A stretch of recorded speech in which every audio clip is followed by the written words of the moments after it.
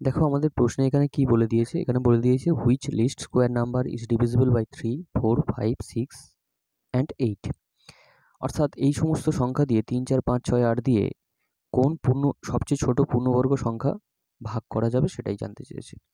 তাহলে তাহলে সবচেয়ে ছোট পূর্ণবর্গ সংখ্যা যেটা ভাগ করা যাবে, তাহলে কি করতে হবে, এদের আমরা করব কি লসাগু। তাহলে 3, 4, 5, 6 আর 8, তাহলে এদের লসাগু করলে হয় 3 একে 3, 4, 5, 3 দুগুণে 6, 8।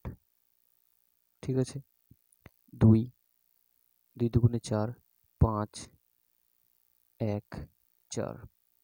আর কি যেতে পারে, 2, 2 একে 2, 5, 2 দুগুণে 4।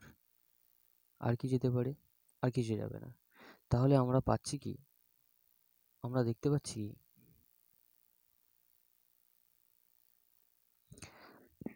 যেটা লসাগু এলো সেটা হচ্ছে 3, 2, 2, 5, 1 এদের গুণফল।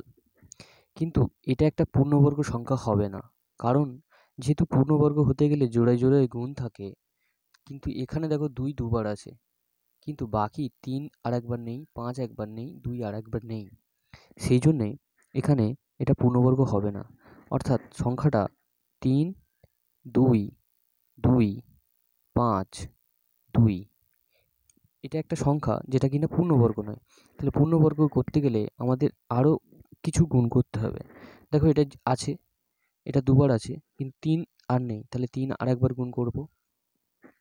5 একবার আছে, 5 আর একবার গুণ করতে হবে।